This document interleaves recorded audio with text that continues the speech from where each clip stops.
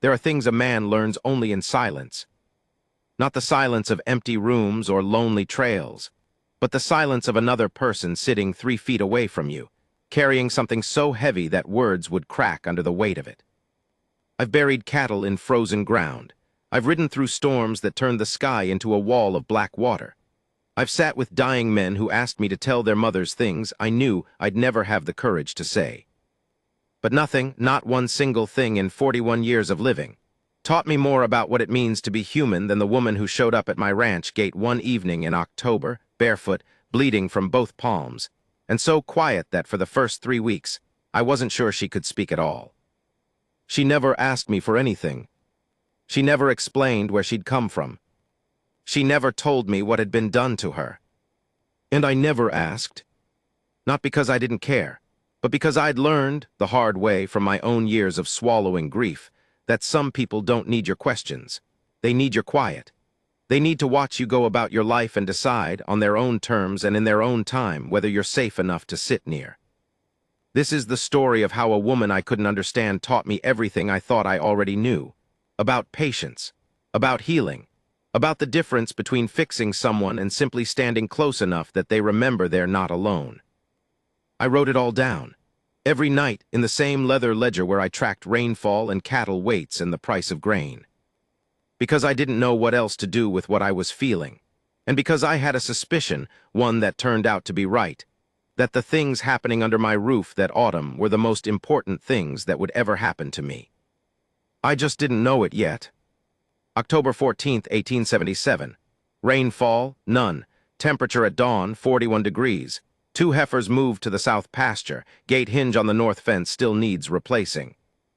That's what I wrote in my ledger that morning. The same kind of entry I'd been making every day for 11 years, ever since I took over the ranch from my father, who took it from his father, who built it with timber. He dragged 40 miles on a mule that died the week the last wall went up. I kept that ledger like some men keep a Bible, not because I believed it would save me, but because the act of writing things down made the days feel like they meant something. Numbers, measurements, small observations about the color of the sky or how long the creek ran after rain. My father called it a waste of ink. My mother, before she passed, said it was the only poetry I'd ever write. She wasn't wrong. I mention the ledger because it's the only reason I know the exact date she appeared. Without it, the days would have blurred together the way they always did on a ranch, one morning bleeding into the next, distinguished only by which fence needed mending or which animal had wandered too far. But that evening, October 14th, I was sitting on the porch with a cup of coffee that had gone cold an hour ago, watching the sun flatten itself against the ridge, when I saw movement near the front gate. I set the cup down, reached for the rifle I kept propped against the door frame, not out of aggression, out of habit. You didn't survive alone on 600 acres of borderland territory without developing certain reflexes. The figure was small, moving slowly, not the walk of someone approaching, more like the walk of someone whose body had simply run out of directions to go and had stumbled into the last available one. I stood up, squinted. A woman's. She was Apache, I could tell from the remnants of her clothing, the high deerskin moccasins that were split along both sides, the way her hair hung loose and tangled past her shoulders in a way that told me something had gone very wrong. Apache women kept their hair with care. This wasn't neglect. This was aftermath. She reached my gate and stopped. Didn't open it. Didn't call out. Just stood there with both hands hanging at her sides, palms forward, and I could see even from 30 feet away that they were cut, deep, ugly cuts across both palms, the kind you get from gripping something sharp for too long, or from being dragged across rock. I set the rifle down, leaned it against the wall where she could see me do it. Evening, I said. Nothing, not a flinch, not a blink. She looked at me the way a deer looks at a clearing, measuring the distance between safety and danger, calculating whether the open space was worth the risk. I walked down the steps slowly, kept my hands visible. My boots crunched on the dry ground and I watched her track the sound without moving her head, just her eyes, dark and enormous in a face that had gone thin with hunger or exhaustion or both. "You hurt?" I asked. "Nothing. You need waters?" "Nothing." I stopped about 10 feet from the gate, close enough to see the blood on her hands had dried in streaks down her wrists. close enough to see the small tremor running through her shoulders, not shivering from cold, but the deep, involuntary shaking of a body that had been pushed past what a body should endure. I stood there for a long time, longer than most men would have, probably, but something in the way she held herself, not defeated, not begging, just still, told me that whatever had brought her here wasn't something that could be addressed with quick decisions. "I'm going to open the gate," I said slowly, "and I'm going to leave a blanket and some water on the porch. You do whatever feels right." I opened the gate, walked back to the house, pulled a wool blanket from the chest by the door and filled a tin cup with water from the barrel, set both on the top step. Then I went inside, closed the door halfway, not all the way, because a fully closed door is a wall and a wall is a message, and sat down at the kitchen table where I could see the porch through the window, but she couldn't easily see me. I waited 30 minutes, maybe 40. Then I heard the creak of the bottom step, the soft scrape of the cup being lifted, a long pause, then the sound of water being swallowed in gulps so fast they had to hurt. I didn't go out, didn't check, didn't peek around the curtain. I pulled out my ledger instead and wrote, "Woman at the gate, Apache, injured hands, hasn't spoken, left water and blanket." Then I added, because I couldn't help myself, "Don't know what to do." She was still on the porch when I woke before dawn. Sitting with her back against the railing post, the blanket pulled around her shoulders, her eyes open. I don't know if she'd slept. Something about her posture suggested she hadn't, not because she wasn't tired, but because sleep required a kind of surrender she wasn't capable of yet. I made coffee, cooked 2 eggs and a piece of cornbread, put 1 egg and half the cornbread on a plate, set it just inside the doorway where she could reach it without coming fully inside, and took my own plate to the kitchen table. I ate slowly, read a chapter from the only book I owned, a water-damaged copy of The Last of the Mohicans that I'd read 6 times and still didn't fully understand. When I glanced toward the door 20 minutes later, the plate was empty. She'd moved it back to exactly where I'd placed it. That detail, the precision of returning the plate to its original position, stayed with me all day. It wasn't the behavior of someone who didn't notice things. It was the behavior of someone who noticed everything and was trying very hard not to disturb a single particle of the world around her, as if any disruption might bring consequences she'd already learned to fear. I went about my work, mended the south fence, moved 2 calves that had gotten themselves tangled in scrub brush, checked the creek level low but steady enough. Normal things, the kind of tasks that make up a life no one would write a book about, which is exactly why I wrote about them myself. When I came back in the afternoon, she was sitting in the same spot. But she'd done something while I was gone. She'd folded the blanket. Perfectly. Edges aligned, corners tucked, and she'd placed the tin cup upside down beside it, the way you do when you want someone to know you're finished with something but you don't want to presume where it goes. I refilled the cup, left it beside the blanket without saying anything. That night I wrote, "She folded the blanket. I don't know why that makes me feel like crying." Days passed. I stopped counting them in real time and started tracking them in the ledger instead, because the ledger made things concrete, manageable. Day 3 she moved to the corner of the porch, still hasn't spoken, ate the cornbread but left the dried meat. Hands look infected. Day 4 left a tin of salve near the water cup. Gone by morning, can't tell if she used it or just moved it. Day 5 salve is half empty, good. Hands look less swollen. She watched me cross the yard today, turned her head to follow me, first time she's done that. Day 6, rain, moved the blanket and a second one under the porch overhang. When I came out to check the drainage channels, she was standing, not sitting, watching the rain. Didn't seem afraid of it, seemed like she was listening to it. That was the first time I saw something on her face that wasn't blank endurance. Standing in the rain-washed light with water dripping off the eaves around her, she had an expression I can only describe as recognition, like the rain was something she knew from another life, and hearing it again had unlocked a door she'd thought was sealed. I wanted to say something, wanted to tell her that rain made me feel that way too, like the world was washing itself clean, giving everyone permission to start over. But I'd learned by then that my words were the least useful thing I had to offer. My silence was worth more. My routine. The predictability of coffee at dawn and eggs at breakfast and the gate left open every morning. Predictability, I was beginning to understand, was its own kind of language. It said, "This place follows rules you can learn." Nothing here will surprise you. You can trust the pattern. And trust, for whatever she'd been through, was something that had to be rebuilt from the foundation, one brick at a time, in whatever order she chose. On the 8th day, she came inside. I was at the kitchen table, tallying feed costs in the ledger, when I heard the door creak open fully. I didn't look up, kept my pencil moving across the page, making marks that probably didn't add up correctly because my hand had started shaking and I was trying very hard to pretend it hadn't. She stood in the doorway for a long time.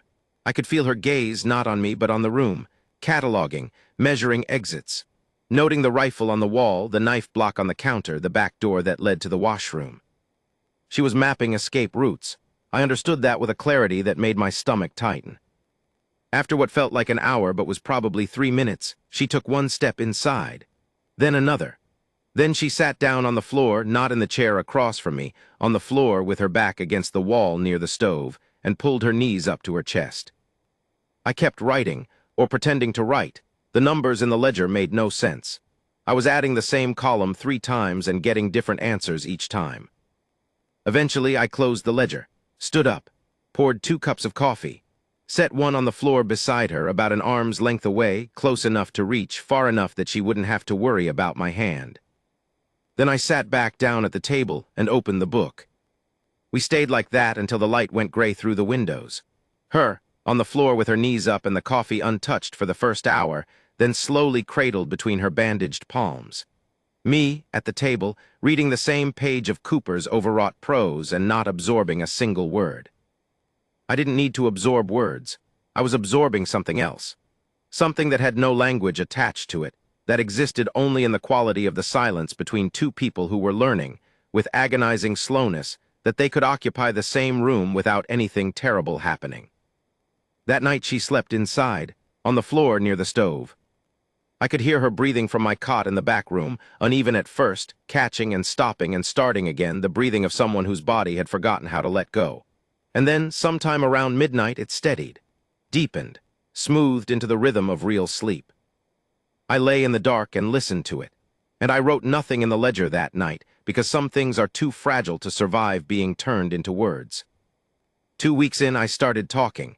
Not to her. I'd already decided I wouldn't speak to her directly unless she spoke first. But near her, about nothing important. The way you talk to yourself when you've lived alone long enough that your own voice becomes a kind of company. Creek's running low, I'd say, pouring coffee. Might have to move the herd to the east pasture if it drops another inch. Or hinge on the barn door finally gave out. Been telling myself I'd fix it for 3 years. Or that red-tailed hawk's back. 3rd morning in a row, must have a nest somewhere in the cottonwood. Small things, the texture of daily life. I talked the way I wrote in the ledger, observations, not questions. Statements that required nothing from her. No response. No acknowledgement. Just sound in the air, steady and low, like the creak or the wind or the rhythm of the coffee pot. Another predictable thing she could learn to expect without fearing. I watched her listen. Not overtly, she never turned toward me or gave any sign that my words registered. But I saw the way her shoulders would unknot, just slightly, when I mentioned the hawk. The way her hands would stop their constant worrying of the blanket's edge when I talked about the weather. She was listening the way animals listen, not to the meaning of the words, but to the tone, measuring it for danger, and finding day by day that the tone never changed, never sharpened, never carried the edge of demand or impatience.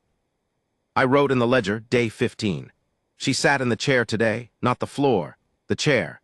It's the most important thing that's happened on this ranch in 11 years, and there's no column in any ledger for what it means.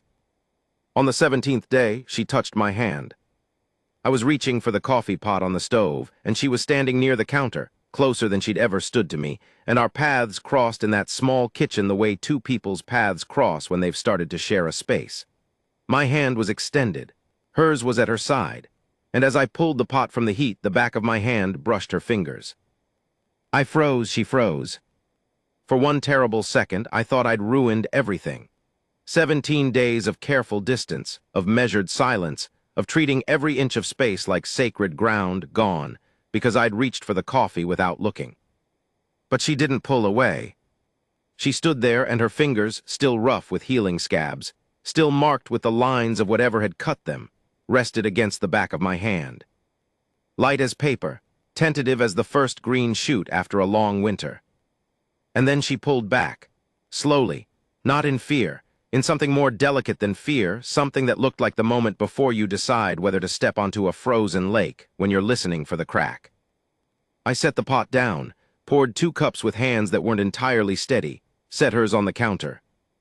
"Cream's in the jar if you want it," I said, same flat, easy tone I'd used for 17 days, as if nothing had happened, as if my heart wasn't trying to escape through my ribcage. She took the cup, and for the first time she drank the coffee while it was still warm. I turned away so she wouldn't see my face.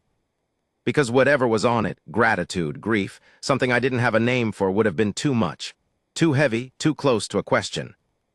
And questions were the one thing I had promised, silently, with every quiet morning and every open gate, and every pot of coffee made for 2, that I would never. Day 19, frost on the ground at dawn for the first time this season. I had to break the ice on the water trough with the back of an axe, and the sound it made, that sharp, glassy crack, startled her. I saw it through the kitchen window. She'd been standing near the porch railing, watching the light change the way she did every morning now, and when the axe hit the ice, her whole body went rigid. Not a flinch, something deeper. A kind of total body stillness that was worse than flinching, because flinching is a reflex. It means your body still believes in protecting itself. What she did was the opposite. She went still the way prey goes still when it's already been caught and is waiting to find out what happens next. I set the axe down slowly, stood there with my hands open at my sides. "Just the water trough," I said, keeping my voice below the volume I'd use for a spooked horse. "Ice gets thick overnight this time of year." She didn't move for 10, maybe 15 seconds.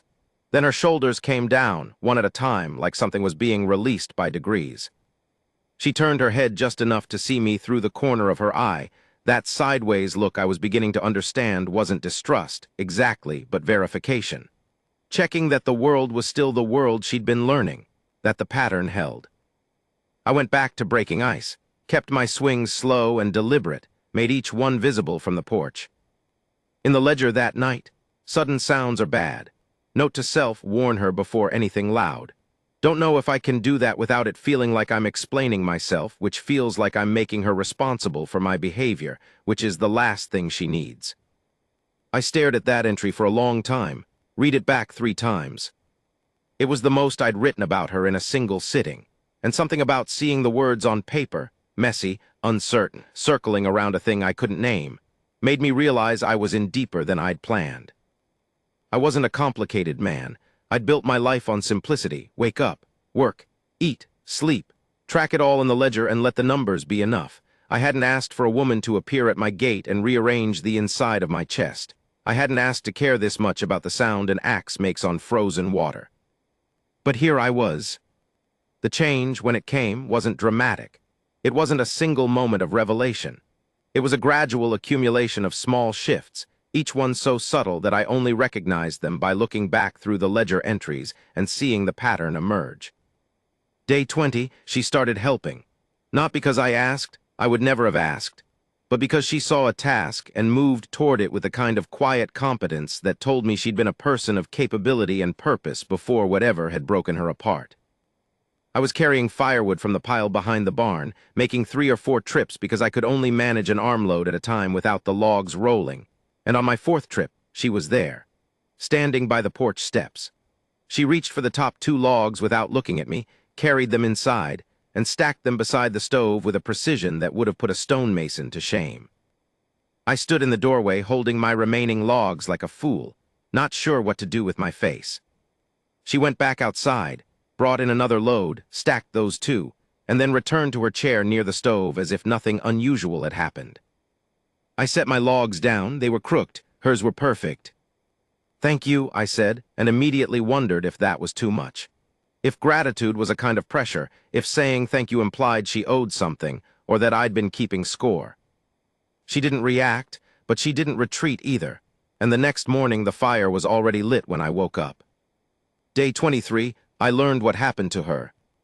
Not from her, she still hadn't spoken a word. I learned it from Samuel Briggs, who ran the supply post 12 miles east and who showed up on my porch with a wagon load of flour and salt and a mouthful of gossip he couldn't wait to unload. "Heard you got a stray." he said, leaning against the wagon wheel with that particular posture men adopt when they want you to know they've got information. I was signing the receipt, didn't look up, got a guessed. Apache woman, right? One of the Chiricahua band that got hit up near Sycamore Creek. My pencil stopped, hit. Army detachment, came through about a month ago looking for raiders, found a small camp instead. Women, children, old folks, the warriors were off hunting from what I heard. He spat in the dust. Wasn't much of a fight. My hand tightened on the pencil until I felt the wood creak. What happened? What always happens, Caleb. The ones that ran got scattered. The ones that didn't, he shrugged. A casual movement for a casual atrocity. Couple of the women were taken to the agency over in Chilarosa. Couple more just disappeared into the hills. Folks around here been finding them for weeks, half-starved, beat up, some of them not right in the head anymore. I finished signing the receipt, handed it over. My handwriting, I noticed, had gone jagged. She talked to you? Samuel asked. No. Might not ever. The one they found over at Miller's place, she'd been through so much she just... He made a vague gesture with his hand, the kind of gesture that reduces a human being's suffering to an anecdote. Anyway, you want I should tell the agency you've got one? They'll come collect her. The word collect went through me like a blade. No, I said. And there must have been something in the way I said it, because Samuel blinked, took a half step back, and suddenly found something very interesting to look at on the horizon. Your call, he muttered. He climbed onto the wagon, tipped his hat, left. I stood in the yard for a long time after the dust from his wagon settled. The air smelled like juniper and wood smoke, and the particular kind of stillness that comes after you've learned something you can never unlearn. She was on the porch. I couldn't tell if she'd heard any of it. The distance was too far for the words to carry clearly, but something about the way she sat, her arms wrapped around herself, her chin tucked down, suggested that she hadn't needed to hear the words. She already knew the story. She'd lived it. I walked back toward the house, climbed the steps, sat down in my usual chair 5 feet from hers, picked up my coffee cup, which was empty. I'm going to say something, I said, and then I'm not going to say anything else about it, and you never have to respond. Silence. Whatever happened to you, it wasn't your fault, and nobody's coming to take you anywhere. Silence. That's all. I got up, went inside, refilled my cup with coffee that was stale and bitter, drank it anyway. Through the window I could see her. She hadn't moved, but her hands, which had been gripping her own arms hard enough to leave marks, had relaxed, just slightly. The difference between holding on for survival and holding on by choice. I wrote nothing in the ledger that night. Samuel's words kept circling my head like carrion birds over something dead, and every time I picked up the pencil, my hand refused to form the letters that would make the horror concrete and permanent and real. Some things don't belong in ledgers. Some things don't belong anywhere. Day 27 was the first time I saw her smile. I use the word smile loosely. It wasn't the kind of expression that would register on a stranger's face. No teeth, no crinkled eyes, nothing you'd recognize from across a room. It was a shift. A softening of the muscles around her mouth that changed the entire geography of her face, the way a single cloud passing over the sun can change the color of an entire valley. It happened because of the horse. My mare, a 12-year-old bay named Ruth who had more personality than most humans I'd met, had gotten it into her head that the water barrel on the porch was hers. Every afternoon, she'd wander over from the corral. I'd stopped latching the gate years ago because she'd learned to open it with her teeth and shove her nose into the barrel with the aggressive entitlement of a creature who has never once been told she isn't the most important being on the property. This particular afternoon, Ruth had her head buried in the barrel when she heard the woman on the porch and swung around, water streaming from her muzzle, and regarded her with the sort of imperious, dripping wet stare that only a horse can manage. And the woman's face changed. It was small, so small I almost missed it. The corners of her mouth moved upward, just a fraction, and something flickered in her eyes that I hadn't seen before. Not joy exactly, more like the memory of joy. The ghost of a feeling that had been absent so long its return was almost unrecognizable. She extended one hand slowly. Ruth, who had never met a hand she wouldn't investigate for potential treats, sniffed it, found it treatless, and expressed her disappointment by snorting directly into the woman's palm. The woman made a sound. I nearly dropped my coffee. It was barely audible, a small exhale through her nose that might in another context have been the beginning of a laugh. It lasted less than a second, but it was a sound made by choice, not reflex, a voluntary offering to the world after weeks of silence. I turned away, busied myself with the harness hanging on the porch nail, blinked hard several times, cleared my throat. In the ledger, Ruth made her almost laugh. I owe that horse everything I own and several things I don't. The next days brought more shifts, small ones always. She began moving through the house with less hesitation, not freely, not comfortably, but without the constant measurement of exits. She washed the coffee cups without being asked. She swept the kitchen floor one morning, and the patterns she swept into the dust before collecting it were deliberate, geometric, beautiful designs that carried the echo of another life, another home, another version of herself that had lived in a place where beauty was part of daily practice and not a luxury. I wanted to ask about the patterns. I wanted to know what they meant, whether they were decorative or spiritual or simply the muscle memory of a woman who'd grown up watching her mother sweep the same way. I wanted to know everything, her name, her people, the place she'd come from, the language she carried inside her like a river under ice. I didn't ask. This was, without question, the hardest thing I have ever done, harder than burying my mother. Harder than the winter of '74 when I lost half the herd and ate nothing but cornmeal and bitter coffee for 2 months. Because not asking required me to sit with my own need to know and accept that my need was irrelevant, that her timeline was not mine. That the distance between her silence and her speech was a journey only she could make, and my job was not to build the road, but simply to make sure the terrain was safe enough for her to walk when she was ready. I am not by nature a patient man. I am a man who keeps ledgers, a man who wants things quantified, recorded, understood. Mystery makes me itch. Uncertainty keeps me awake at night. I built my entire life on the principle that if you can measure something, you can manage it. She was teaching me that some things cannot be measured. That management is sometimes just another word for control, and that the most profound thing I could offer another human being wasn't my strength or my competence or my problem solving. It was my willingness to not solve anything at all. Day 31, she spoke. I was in the barn, replacing a board on the feed trough that had split during the night. She'd followed me out, another new development, her willingness to be near me outside the house, and was standing near the door, running her hand along Ruth's neck. Ruth, naturally, was leaning into the attention with the shamelessness of a creature who believed the entire world existed to scratch behind her ears. I was wrestling with the board, which was too long and needed cutting, and I was muttering to myself the way I always did when I worked, half complaints, half conversation with no one. Every time I fix one thing on this ranch, 2 more things break. It's like the whole place has a personal grudge against. Ishke. I stopped, the hammer hung in mid-swing.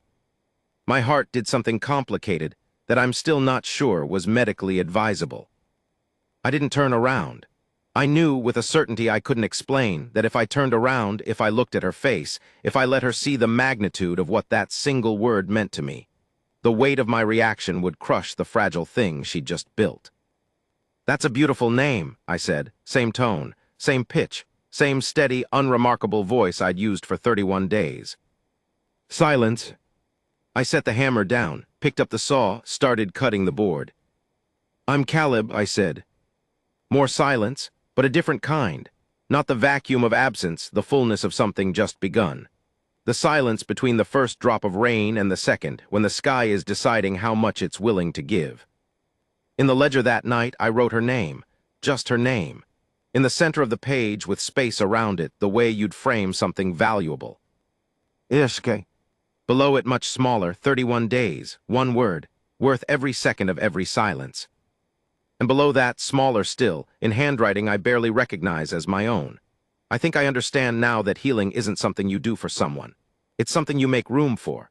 And the room you make has to be big enough to hold all the things they're not ready to say, and all the things you're not ready to hear, and the vast, uncharted space.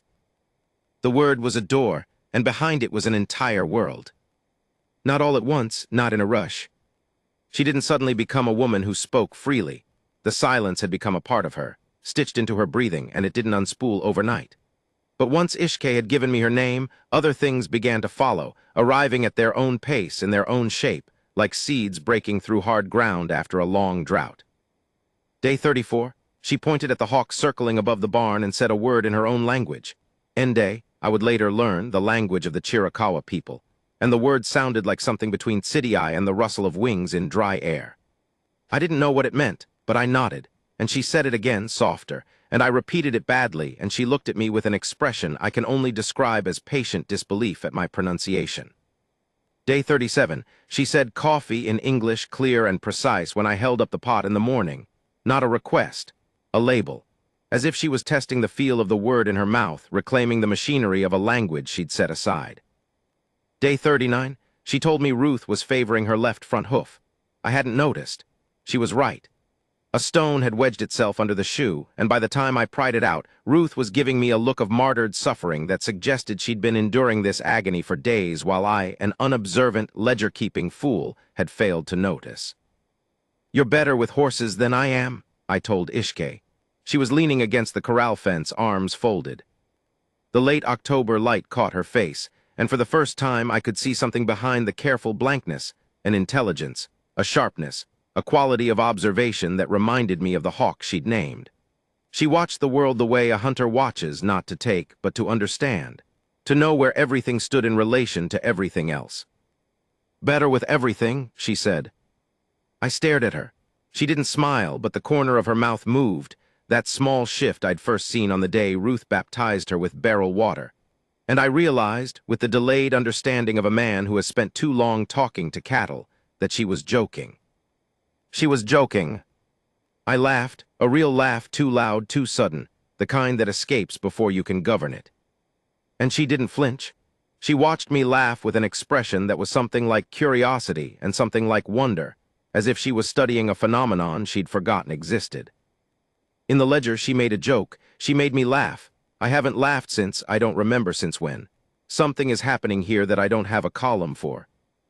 November came, and with it the particular brutality of winter at altitude, mornings that cracked the water in the trough into plates of clouded ice, winds that found every gap in the walls, a sky so huge and empty it made you feel like the last person left in a world that had forgotten to hold on to you. Ishke began sleeping on the cot I set up near the stove.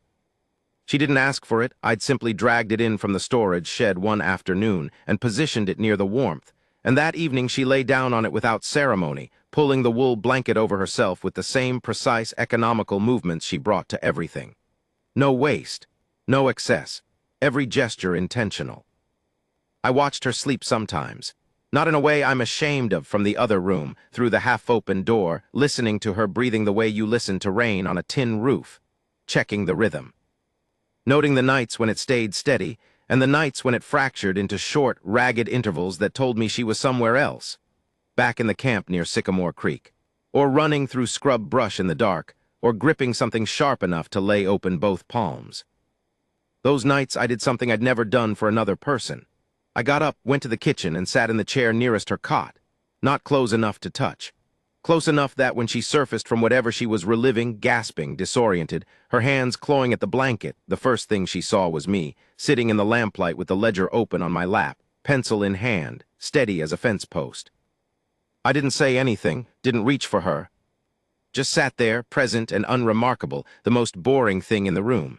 A man with a book of numbers and a cup of cold coffee. Her eyes would find me. Her breathing would catch, hang suspended between the nightmare and the waking world, and then slowly, like a rope uncoiling, she would exhale. Her hands would release the blanket. She would lie back down and close her eyes. She never acknowledged these moments in the morning. I never mentioned them. Some things exist only in the space between night and day, and trying to bring them into the sunlight would destroy them. The first full conversation happened on a Tuesday in mid-November. I know it was Tuesday because my ledger entries were organized by days of the week, a system that made me feel less adrift in the shapeless enormity of ranch time, and the entry reads, Tuesday, clear sky, no wind. She told me about the river. We were on the porch which had become our place, the threshold between inside and outside, between her world and mine, a neutral territory where neither of us was fully exposed. I was repairing a bridle with leather lacing. She was sitting in what I now thought of as her chair, knees drawn up, watching the ridge turn violet in the fading light. There was a river, she said. No preamble, no introduction. As if she was picking up a conversation we'd been having for weeks in the language of silence, and was finally switching to words because silence had taken her as far as it could. I kept my hands on the bridle, kept lacing, let the rhythm of the work be the anchor. Near our camp, she continued. Her English was careful, considered, each word chosen the way you'd choose a step on uncertain ground. The children swam there, my sister's children, 2 boys and a girl. The girl was, she paused. I heard her take a breath that carried the weight of something I couldn't see. She was very small. She liked to sit in the shallow water and make shapes from the mud. I threaded the lace through the buckle, pulled it tight, said nothing. I taught her to make animals, horses, deer. She made a turtle once. A pause. It didn't look like a turtle. She said it was a turtle, so it was a turtle. Something in my chest constricted. A gentle, terrible pressure. Where is she now? I didn't ask. I wanted to ask more than I'd ever wanted anything, and I didn't ask. Because the answer, whatever it was, belonged to Ishke, and she would give it if and when the weight of carrying it alone became heavier than the weight of sharing it. She went quiet for a long time. The sky deepened.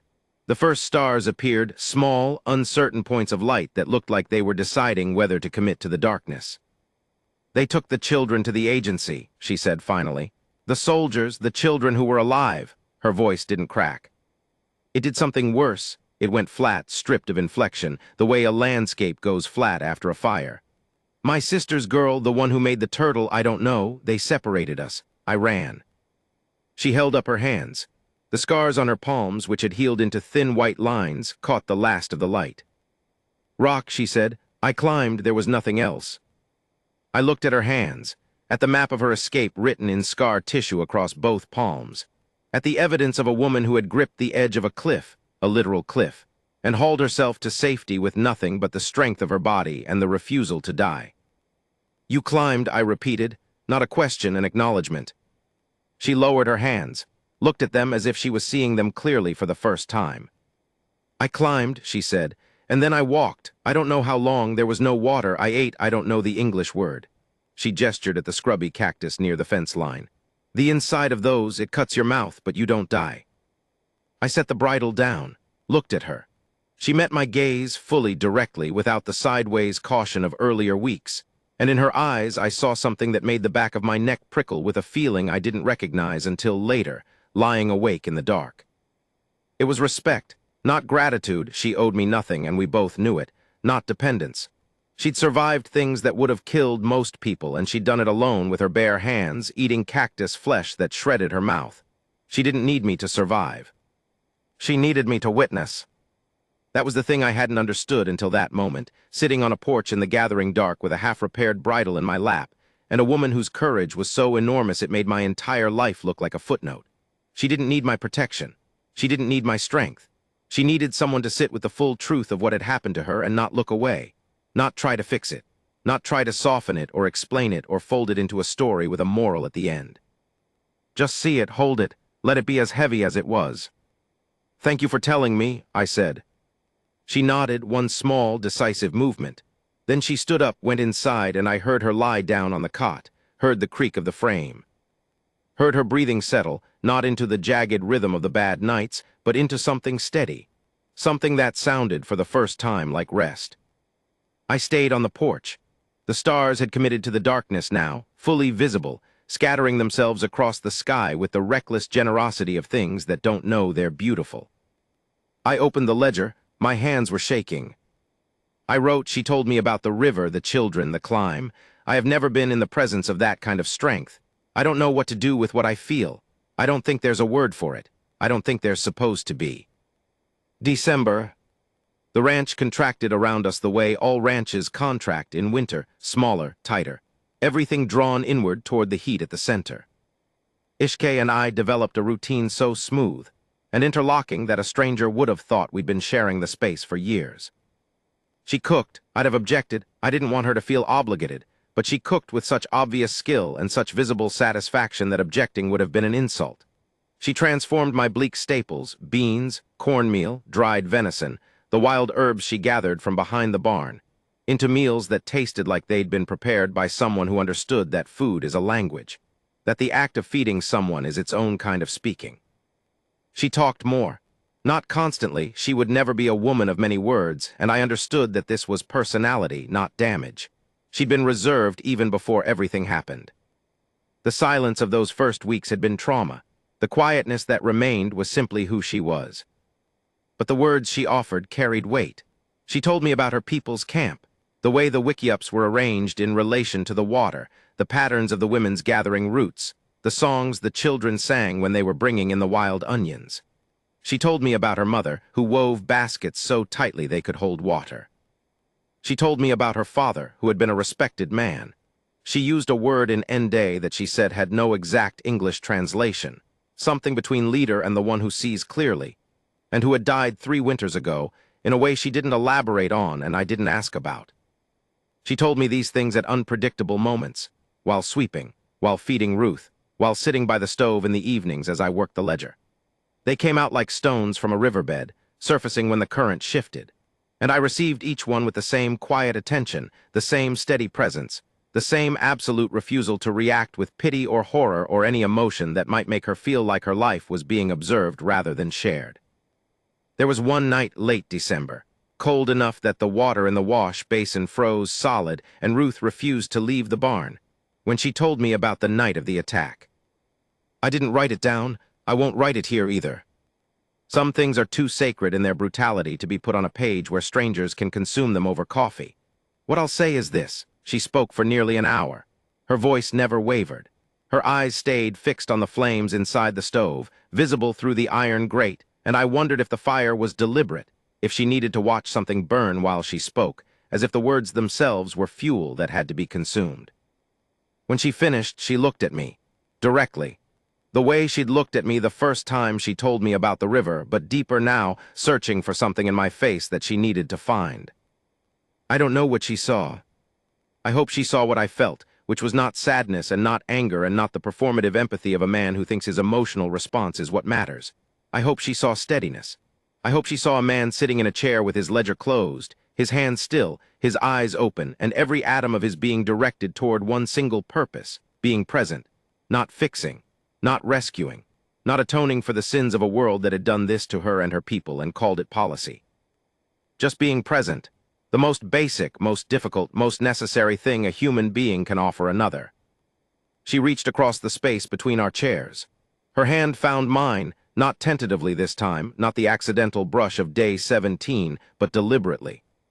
She placed her hand on top of mine, and I could feel the scars across her palm, the ridge of healed tissue that mapped her escape. The proof of what she'd survived, pressed against my skin like a message in a language we were inventing together. I didn't move, didn't squeeze, didn't lace my fingers through hers or pull her clothes or do any of the things that would have turned her gesture into something about me. I just held still, let her hand rest on mine for as long as she needed it to.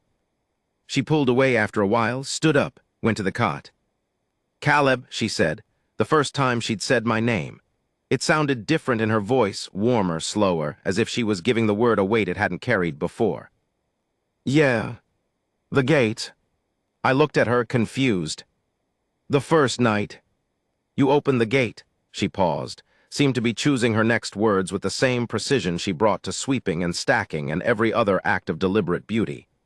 "You didn't ask why I was there. You didn't ask what happened. You opened the gate and you went inside." "I did." She looked at me, and in the firelight, her face held an expression I'd never seen on any person before, not in 41 years of living, not in the faces of the dying men who'd asked me to carry their last words, not in the mirror on the mornings when the loneliness of this ranch pressed down on me like physical weight. It was the expression of someone recognizing, with full and terrible clarity, the exact moment their life was saved, not by grand intervention, not by force or medicine or divine grace, by a man who opened a gate and went inside and didn't ask a single question. "That was enough," she said.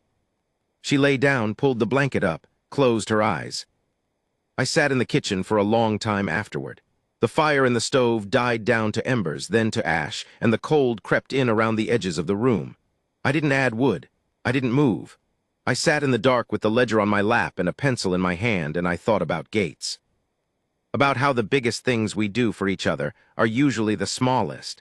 About how the difference between a wall and a door is just a willingness to let it swing open. About how the most powerful sentence in any language isn't "I love you" or "I'll protect you" or "Tell me everything." It's the sentence you don't say, the question you don't ask, the space you leave open for someone to fill on their own terms, in their own time, with whatever truth they're ready to carry into the light.